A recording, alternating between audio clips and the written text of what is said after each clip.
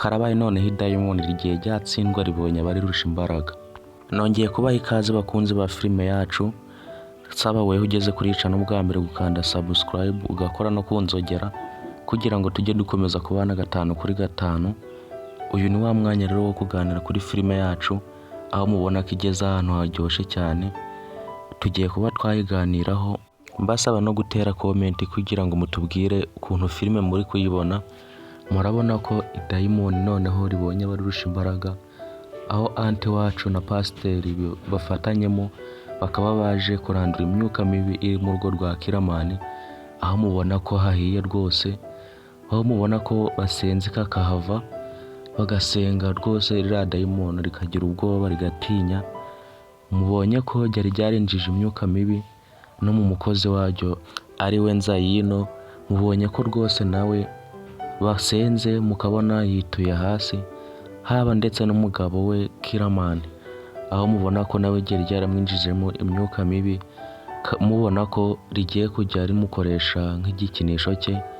Ariko guys, murabona ko ibintu rwose pasiteri na anti babishize hasi, bakaba bagiye kurimbura iri dayimoni.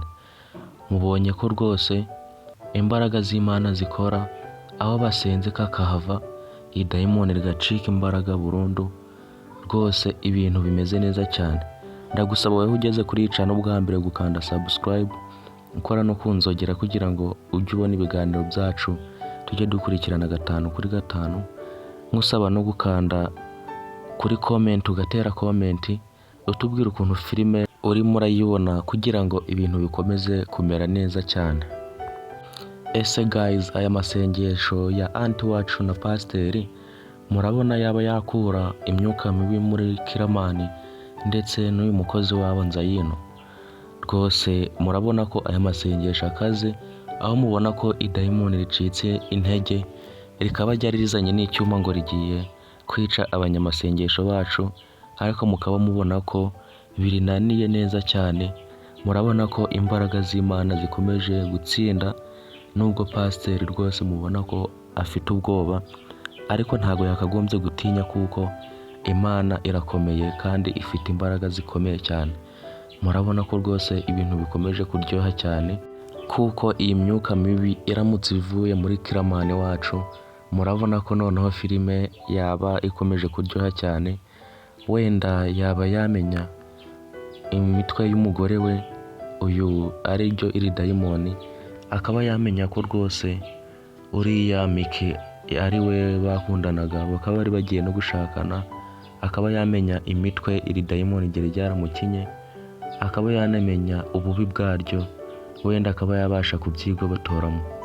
N'uyu mukozi wabo Nzayino murabona ko nawe yari yarabigendeyemo, aho mubona ko nawe bari baramwinjijemo imyuka mibi kugira ngo akomeze nawe abe hariya ab'imbata yabo.